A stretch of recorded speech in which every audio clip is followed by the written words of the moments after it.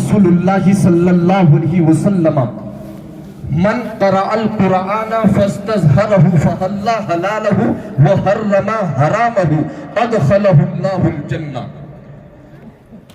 آپ کے اور ہمارے پیغمبر رسول محترم صلی اللہ علیہ وسلم ارشاد فرماتے ہیں کہ جس نے قرآن پاک پڑھا، اس پر عمل کیا، اور قرآن نے جس چیز کو حلال کہا اس نے اس کو حلال سمجھا، قرآن نے جس چیز کو حرام کہا اس نے اس کو حرام سمجھا، قرآن پاک پر عمل کیا، اللہ کے پیغمبر ارشاد فرماتے ہیں ادخلہ اللہ الجنہ، اللہ تبارک و تعالی اس کو جنت میں داخل فرمائیں گا۔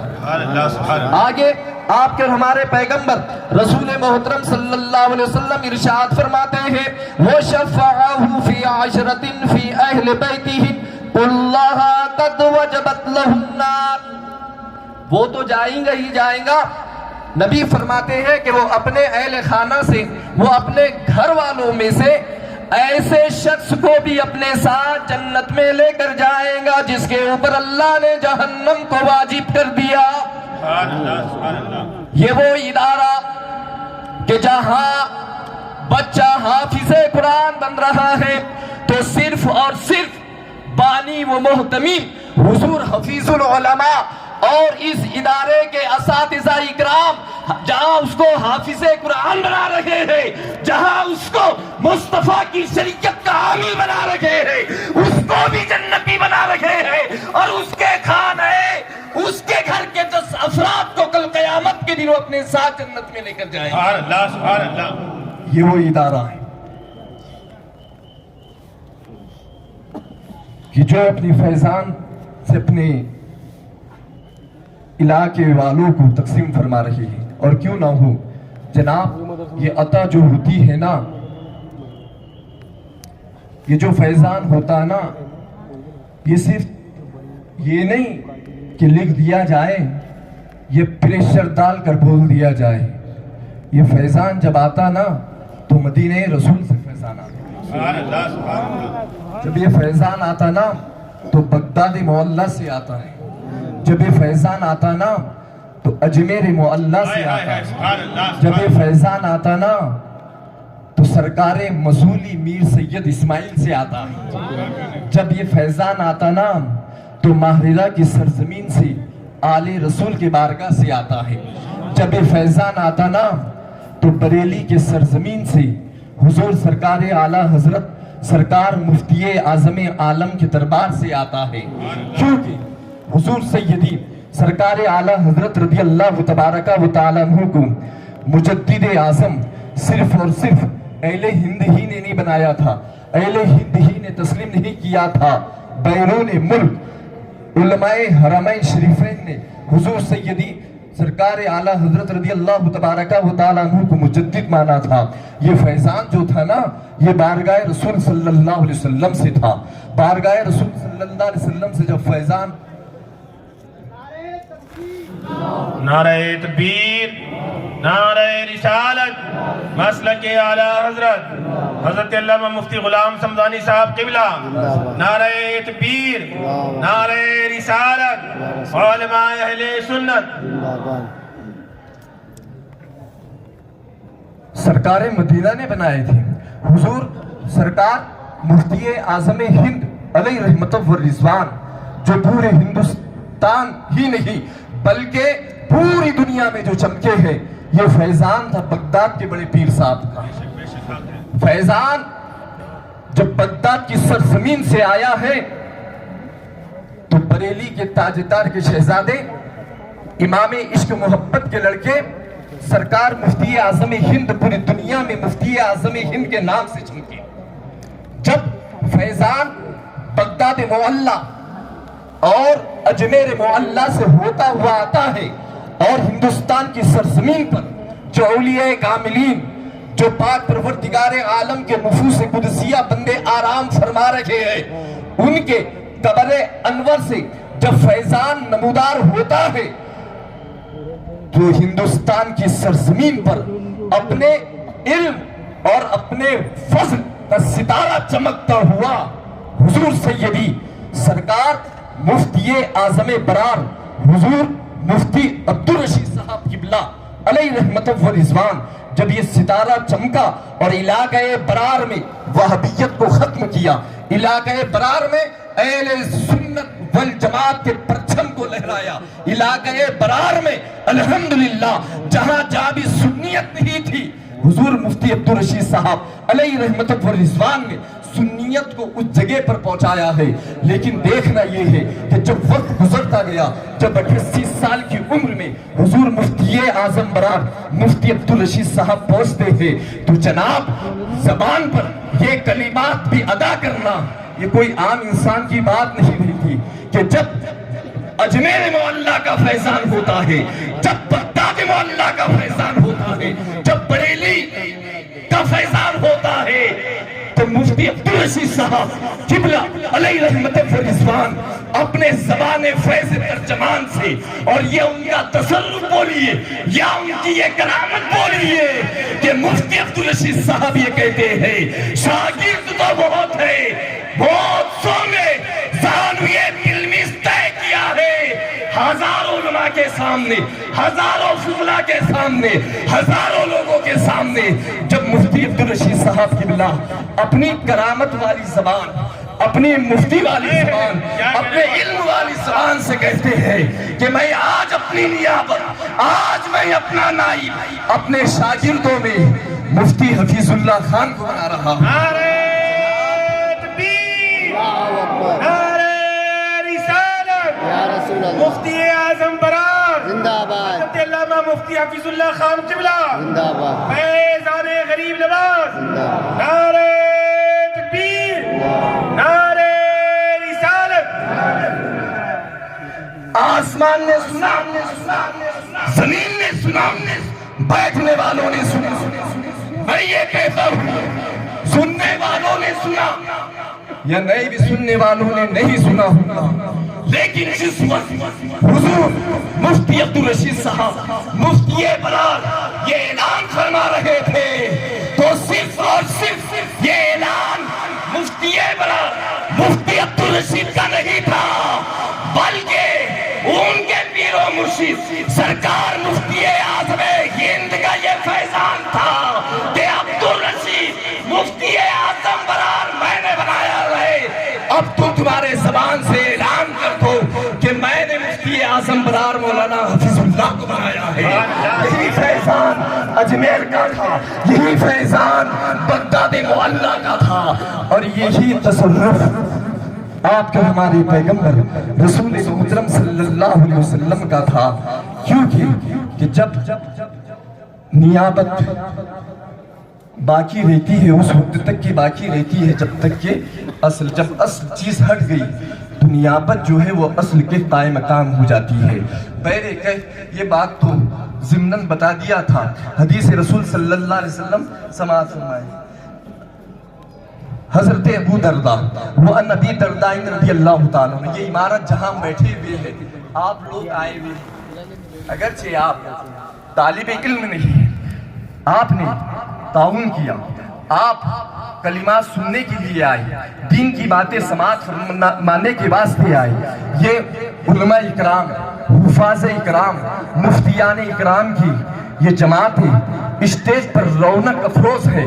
आपके हमारे पैगंबर रसूल मोहतरम सल्लल्लाहु अलैहि वसल्लम के सहाबी हजरत अबू दरदा रज़ियल्लाहु ताला अन्हु फरमाते हैं, व अन अबी दरदा रज़ियल्लाहु ताला अन्हु क़ाल समीअतु रसूलुल्लाह सल्लल्लाहु ताला अलैहि वसल्लम मन सलका तरीक़न यतलुबुहु फीही इल्मन सलकल्लाहु बिही तरीक़न मिन तुरुक़िल जन्नह। अल्लाह के नबी फरमाते हैं कि जिसके रावी हजरत अबू दरदा हैं, अर्ज करते हैं कि मैंने अल्लाह के नबी सल्लल्लाहु अलैहि वसल्लम से सुना हूँ कि पैगंबर खुदा सल्लल्लाहु अलैहि वसल्लम ने फरमाया मन सलका तरीकन, कि जो शख्स ऐसा रास्ता इख्तियार करे, ऐसे रास्ते से जाए, ऐसा रास्ता अपनाए, ऐसा रास्ता चल रहा हो कि उसको मालूम है कि अपन जो जा रखे हैं अपने को इल्म सीखना है, कुछ दीन की बातें सीखना है। अल्लाह के नबी फरमाते हैं जब तक कि वो रास्ता तय करता रहेगा, पहुंचेगा, सुनेगा, और जब वो अपने घर आएगा, नबी फरमाते हैं وصلک اللہ من طرق الجنہ، کہ جب تک کہ وہ آ رہا ہے، جب تک کہ وہ جا رہا ہے، اللہ اس کو جنت کے راستوں میں سے راستے پر چلا رہا ہے، وہ جنت کے راستے پر چل رہا ہے۔ آپ آئے، یہ علماء فضلہ جو رونق اسٹیٹ ہے، ان کے خطاب جب آپ سماعت فرمائیں گے، آپ حدیثیں سنیں گے، قرآن پاک کی آیتیں سنیں گے، بزرگوں کے اقوال سنیں گے، نبی فرماتے ہیں تمہارا یہ سننا چل کر آئے، جب تم اپنے گھر واپس جائیں گے تو گویا تم ایوت میل کے راستے سے نہیں چل رکھے ہیں، نبی فرماتے ہیں کہ جنت کا راستہ طے کر رکھے ہیں۔ سبحان اللہ، سبحان اللہ۔ آپ کی یہ بات کہ جو علم دین کی باتیں سننے کے لیے آ رہا ہے، لیکن حضرات کہ جس آدمی نے اپنا خون دے کر، اپنا پسینہ دے کر، اپنی زندگی قوم کے حوالے کر کر، مہمان رسول صلی اللہ علیہ وسلم جو ایک زمانے میں بولے جاتے تھے، لیکن آج یہ مہمان رسول نہیں، اللہ کے نبی فرماتے ہیں کہ یہ وارث الانبیاء ہے، وارث الانبیاء، نبیوں کے وارث ہیں۔ وہ ذات کہ جس نے خون اپنے قوم کو دیا ہے، آج وہ ذات انبیاء کے وارث تم کو عطا کر رہی ہے۔ وہ ذات آج ایسی جماعت کو آپ کے حوالے کر رہی ہے کہ جس کے متعلق اللہ کے نبی علیہ السلام ارشاد فرماتے ہیں ان العلماء ورثۃ الانبیاء، کہ بے شک علماء جو ہے یہ نبیوں کے وارث ہے، اور انبیاء اکرام اپنا وارث کسی کو درہم و دینار اس کا نہیں بناتے۔ انبیاء کے پاس مال نہیں رہتا، انبیاء کے پاس دولت نہیں رہتی، اور کسی کو وہ اپنا وارث دینار اور درہم کے اس پہ نہیں بناتے، بلکہ ان کے پاس علم رہتا ہے کہ جو اللہ نے ان کو عطا کیا ہے۔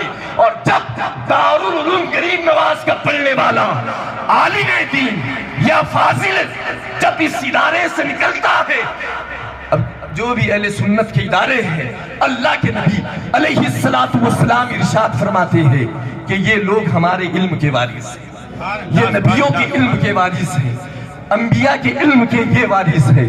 وہ ذات آپ کو یہ مقدس شخصیت عطا کر رہی ہے کہ جس کے بارے میں مقدس قرآن اعلان فرماتا ہے انما یخشی اللہ من عبادہ العلماء، کہ اس کے بندوں میں سے وہی اللہ سے ڈرتے ہیں جو علماء ہے۔ ایک بات بتا کر میں اپنی گفتگو کو ختم کر رہا ہوں۔ آئیے آپ حضرات نے ایک حدیث رسول صلی اللہ علیہ وسلم استاذ العلماء سے سماعت فرمائی۔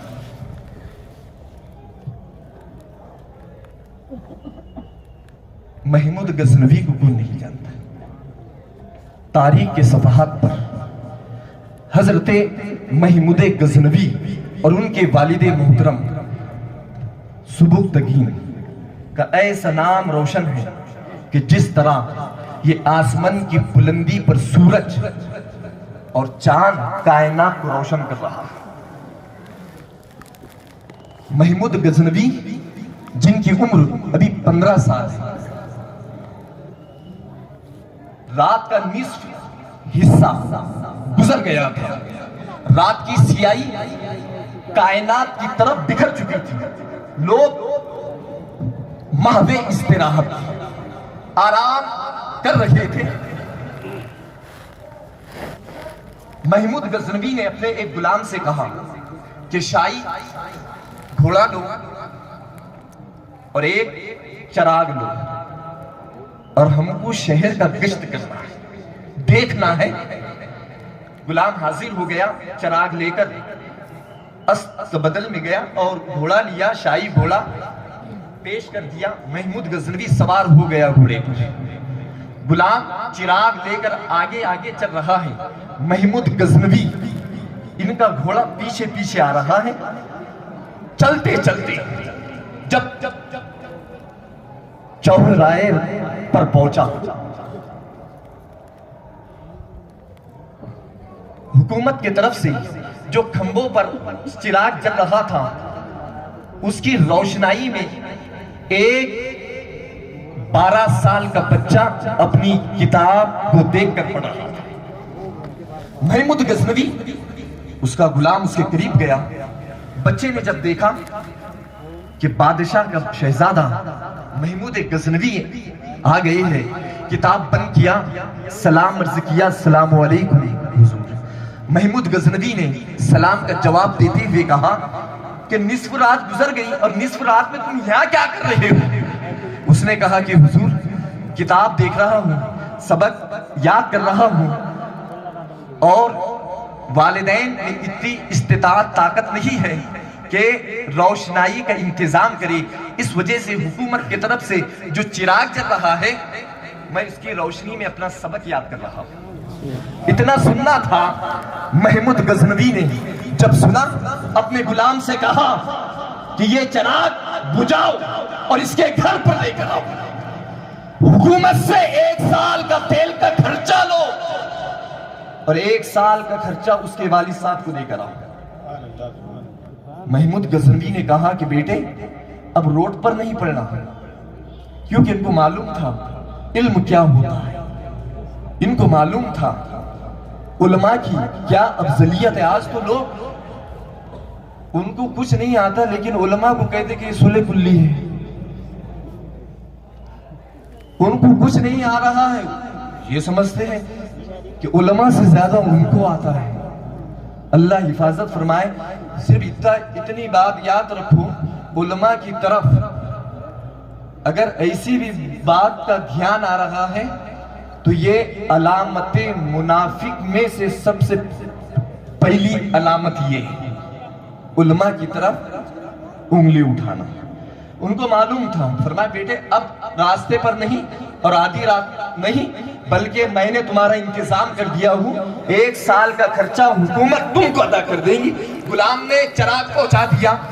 صبح ہوئی، خزانے سے پیسے لیا 1 سال کے تیل کا خرچ پورا کیا پورا گھر پر لے جا کر دے دیا. دوسرے دن محمود غزنوی اپنے مصروفیات میں تھا، جو بھی کام کرنا کام کیا.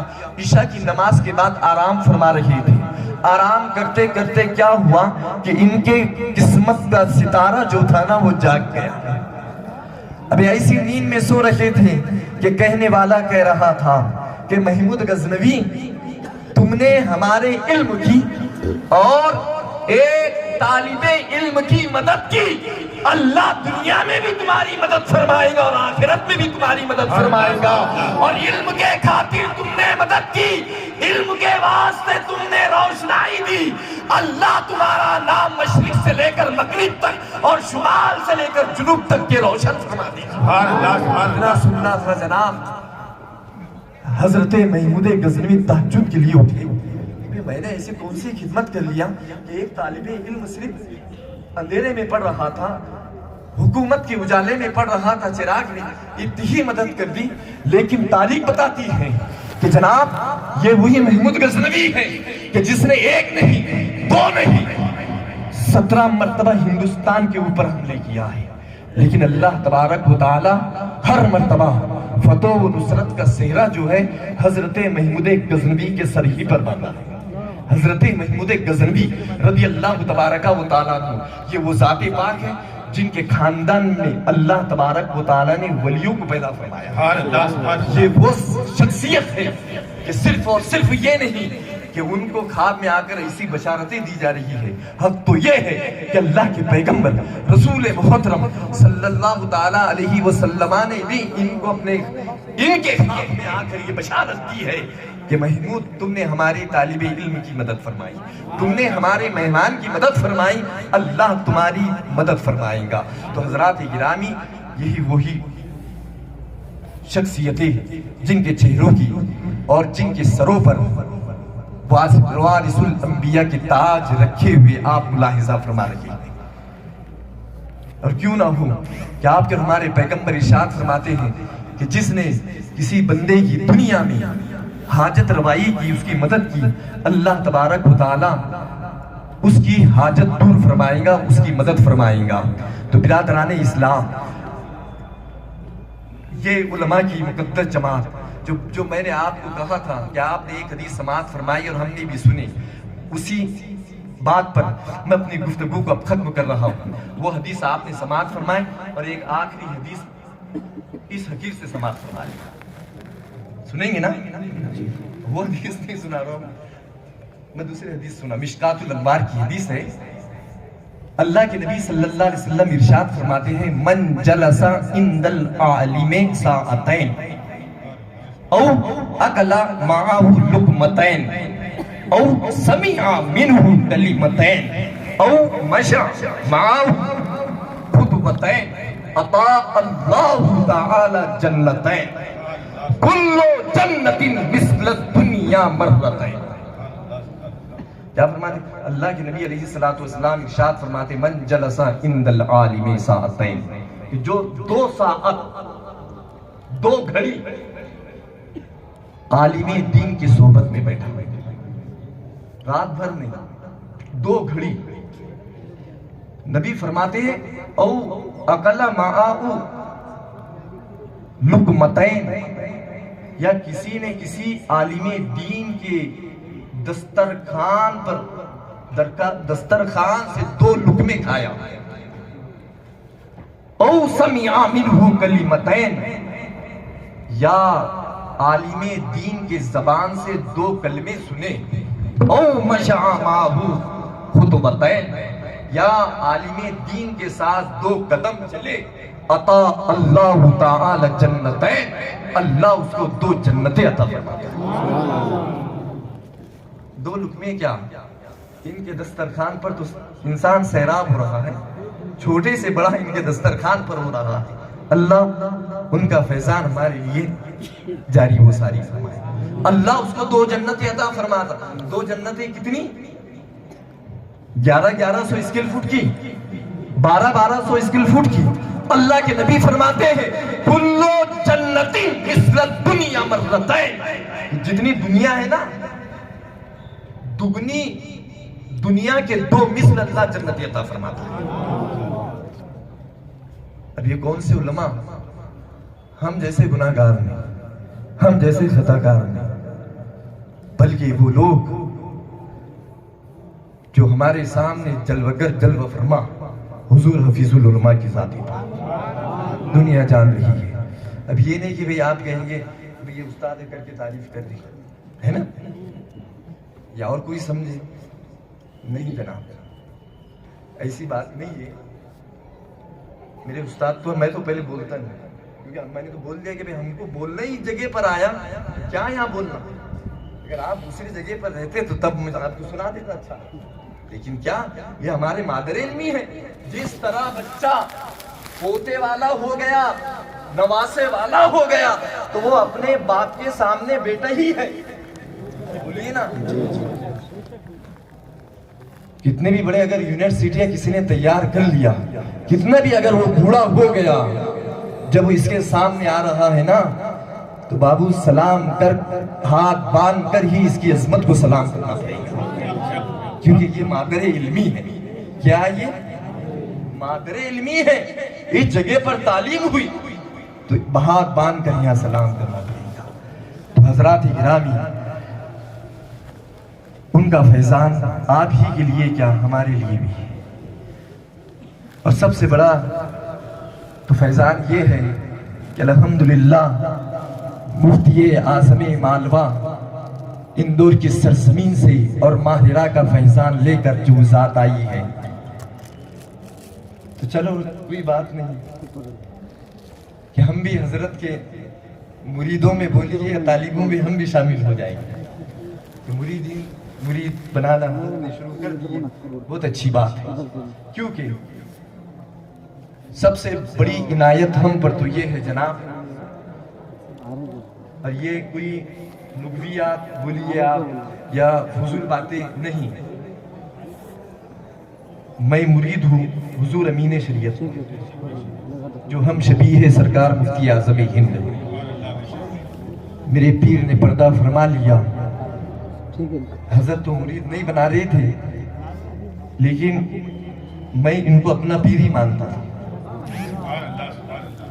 سب سے بڑی عنایت ان کی میرے پر یہی ہے کہ دیوبندیوں کے مدرسے میں میں کچھ 7 سال پڑھا. آج تک کی منگرول پیر کے دیوبندی پریشان ہیں کہ دوسروں پر محنت نہیں کرتے، اگر ایک پر ہی بھی محنت کر لیتے تو بہت اچھا ہوتا. لیکن وہ کیا ہے، آج تک کہ وہ لوگ پریشان ہیں. لیکن میں تو یہ کہوں گا کہ یہ دادا صاحب کا فیضان جب اٹھا، حضور حفیظ العلماء تکبیر، نعرہ رسالت، کرامت دادا حیا قلندر، فیضان حضور مفتی اعظم بران، فیضان غریب نواز، فیضان حضور امین شریعت، خواجہ کا ہندوستان. دادا صاحب کا فیضان تھا، کس کے میرے لیے نہیں. ارے میں تو دیوبندیوں میں پڑھ رہا تھا 7 سال 8 سال تک کی پڑھا ہوں. فیضان تھا حضور حفیظ العلماء کے لیے.